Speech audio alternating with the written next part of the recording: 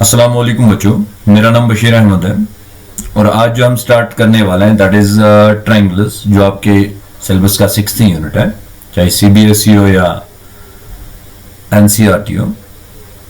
सो बेटा, हम स्टार्ट करने वाले हैं ट्रायंगल्स से। ट्रायंगल्स के बारे में आपने तो पढ़ा ही होगा, चाहे आप देखेंगे 9th में, वहां पे आप यूनिट पढ़ते हो ट्रायंगल्स, तो वहां पे भी आपने ट्रायंगल के बारे में थोड़ा सा पढ़ा होगा। तो आज हम थोड़ा सा पढ़ेंगे इंट्रोडक्शन। तो पहली बात, हमारे पास ट्रायंगल तो आपने देखा ही होगा, ऐसा होता है ट्रायंगल। अगर हम ट्रायंगल की बात करेंगे तो ट्रायंगल हमारे पास ऐसा ही होता है जिसमें 3 साइड्स रहते हैं। हमारे पास बहुत सारी डेफिनेशंस होती है, जैसे कि हमें पढ़ाया गया है कि हमारे पास ट्रायंगल जो होती है that is the 3 sided closed figure. ये हमारे पास 3 साइड की क्लोज्ड फिगर होती है, बट इससे भी अगर हम शॉर्ट करें तो हम ये कह सकते हैं it is the 3 sided polygon. So अगर हमारे पास पॉलीगन के हिसाब से देखा जाए, पॉलीगन क्या है? पॉलीगन एक हमारे पास एक क्लोज्ड फिगर होती है जो लाइन सेगमेंट से बनी होती है। सो ट्रायंगल क्या है? अगर हम ट्रायंगल की बात करेंगे, यहां पे ये भी लाइन सेगमेंट से बनी है और साइड से ही लाइन सेगमेंट से बनी है, और सबसे अगर इसको एक साइड हटा दिया जाएगा, सपोज ये वाला, तो ये यहां से ओपन रह जाएगा। तो इसका मतलब हमारे पास जो स्मॉलेस्ट पॉलीगन आता है वो हमारे पास ट्रायंगल ही आती है। तो डेफिनेशन देख सकते हैं। सो हमारे पास बहुत सारे डेफिनेशन है, जैसे हमारे पास 3 साइडेड क्लोज्ड फिगर है, ये भी ठीक है। 3 साइड पॉलीगन, ये भी ठीक है। या हम 3 साइड और हम कह सकते हैं कि ये स्मॉलेस्ट पॉलीगन भी है। पॉलीगन तो क्लोज्ड फिगर रहेगी जब इसमें 3 साइड्स नहीं आएंगे, तो तब तक ये क्लोज्ड तो नहीं रह सकती। तो या तो हम पॉलीगन का दूसरा नाम है रेक्टिलिनियर फिगर है, तो हम 3 साइडेड रेक्टिलिनियर फिगर भी कह सकते हैं। सो बेटा चलो चलते हैं, हमारे क्लासिफिकेशन हुई है ट्रायंगल्स की। क्लासिफिकेशन हुई है ट्रायंगल्स की, बट ट्रायंगल्स में हम पहले पढ़ेंगे। क्लासिफिकेशन से पहले हम थोड़ा सा जानेंगे ट्रायंगल के बारे में, ट्रायंगल में होता क्या क्या है। सपोज हम ट्रायंगल में देखते हैं, यहाँ पे हमारे पास 1 2 3 साइड्स हैं इसमें। सो हमारे पास इसके कंपोनेंट्स, या हम कह सकते हैं कि इसके एलिमेंट जो हमारे पास हैं, वो हमारे पास इसमें 3 साइड्स हैं।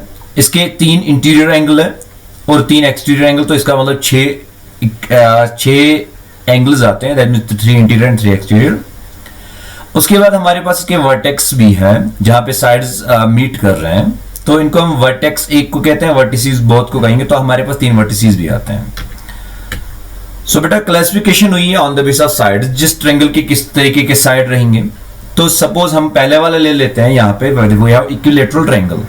सो इक्विलैटरल ट्रायंगल वो वाली ट्रायंगल है जिसमें इक्वी मींस इक्वल। तो यहाँ पे इक्विलैटरल ट्रायंगल का मतलब ही है कि हमारे पास इक्वल मेजर जो होगा साइड्स का वो इक्वल होना चाहिए। सो आइसोसेलेस ट्रायंगल सेकंड वाली आती है। Equilateral triangle means all sides are equal, that type of triangle in which all sides are equal. So second one we have isosceles triangle. So isosceles triangle is that type of triangle in which 2 sides are equal and 1 is different. इसका मतलब हमारे पास 3 sides अगर होंगे, 3 में से 2 equal रहेंगे, एक different रहेगा। उसके बाद हमारे पास है स्केलिन ट्रायंगल। स्केलिन ट्रायंगल वो वाली ट्रायंगल होती है जिसमें कोई भी साइड सेम नहीं होता, that means all the sides are different. उसके बाद हमारे पास एंगल्स पे भी डिपेंड है कि इंटीरियर एंगल कैसा होगा और हमारी ट्रायंगल कैसी बनेगी।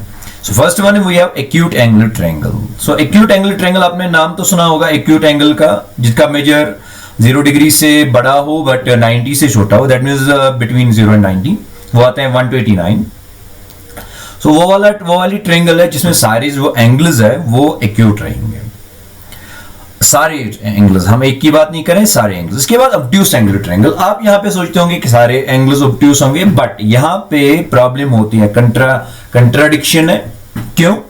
क्योंकि अगर हम कहेंगे सारे एंगल्स ऑब्ट्यूस होंगे, बट वहां से हम एंगल सम प्रॉपर्टी है वहां पे बताती है कि हमारे पास जो ट्रायंगल है उसके इंटीरियर में जो सम होगा वो 180 होगा, जिसको हम equivalent geometry angle sum property कहते हैं।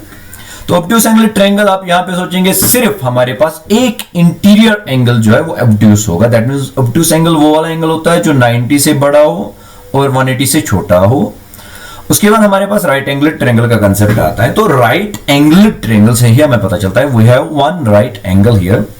सो इसमें हमारे पास एक राइट एंगल रहता है, बाकी जो रेस्ट जो 2 रहेंगे उसमें वो भी एक्यूट ही रहेंगे, और ऑब्ट्यूस एंगल ट्रायंगल में एक ऑब्ट्यूस रहेगा, दोनों के 2 बाद में जो भी है वो ऑब्ट्यूस ही एक्यूट रहेंगे। इसके बाद असल में जब इंट्रोडक्शन हम करते हैं, हमें इंट्रोडक्शन करनी है, तो हम यहां पे आते हैं, we have congruent and similar triangles. तो पहली बात कॉन्ग्रेंट और सिमिलर के बारे में है क्या। अगर हम कॉन्ग्रेंट की बात करेंगे तो कॉन्ग्रेंट में क्या होता है, कॉन्ग्रेंट ट्रायंगल्स हमारे पास वो वाली ट्रायंगल्स होती हैं जो इक्वल रहेंगे हर एक एस्पेक्ट में, ठीक है, जिसका शेप भी एस्पेक्ट, ऑल एस्पेक्ट्स का मतलब है जिनकी शेप भी सेम हो और साइज भी सेम हो। ये नहीं कि एक क्वाड्रिलेटरल हो दूसरी ट्रायंगल हो, ये नहीं हो सकता। एक क्वाड्रिलेटरल है, दूसरा भी क्वाड्रिलेटरल ही होना चाहिए। तो उसके बाद हमारे पास सिमिलर ट्रायंगल्स है। सिमिलर ट्रायंगल्स की सिर्फ हमारे पास शेप ही सेम होनी चाहिए, बाकी तो साइज का जो है, साइज का मसला नहीं है यहाँ पे। दैट मींस इक्विलेटरल ट्रायंगल चाहे बड़ी हो छोटी हो तो सिमिलर है। जैसे आप अपना फोटो भी क्लिक करते हो, आप अपना फोटो भी क्लिक करते हैं, या दूसरी बात हम अपना आपको मतलब हम फोन में तो नहीं आ सकते बट फोटो आ जाता है तो हम सिमिलर कह सकते हैं। बट कॉन्ग्रेंट का मतलब हम जैसे हैं वैसे ही हैं, ठीक उतनी ही अगर फिगर बन जाती है तो कॉन्ग्रेंट है। शेप साइज वो सब कुछ सेम होना चाहिए। सो बेटा यहाँ पे एग्जाम्पल ले लेते हैं। हमारे पास ये दो फिगर्स हैं, इनको हम सिमिलर भी है क्योंकि दोनों सर्कल्स ही है। उसके बाद कॉन्ग्रेंट भी है। कॉन्ग्रेंट क्यों, शेप तो सेम है इनके और साइज भी इनका बराबर ही है, इनको हम कह सकते हैं they are similar and both congruent. उसके बाद हमारे पास ट्रायंगल और ये वाली ट्रायंगल छोटी और बड़ी, तो यहां पे इनको कॉन्ग्रेंट नहीं कह सकते क्योंकि एक बड़ी है एक वाली छोटी है, but they have same shape, we can say that they are similar. क्योंकि साइज इनका सेम नहीं है तब जाके हम ये नहीं कह सकते कि ये हमारे पास कॉन्ग्रेंट है। सो बेटा अब यहाँ पे रेशियोज एंड सिमिलर फिगर्स आती हैं। तो सिमिलर फिगर्स के जो अगर हम देखेंगे इनके कॉरस्पॉन्डिंग एंगल्स जो है वो इक्वल रहते हैं। बट जो अब ये बात कॉरस्पॉन्डिंग एंगल्स जो है कॉन्ग्रेंट फिगर्स में भी इक्वल रहते हैं, बट वहां पे कॉरस्पॉन्डिंग साइड्स भी इक्वल रहते हैं। बट यहाँ पे क्या है, यहाँ पे हमारे कॉरस्पॉन्डिंग साइड्स जो है they have the same ratio और इन प्रोपोर्शन, वो हमारे पास प्रोपोर्शन में आ जाते हैं।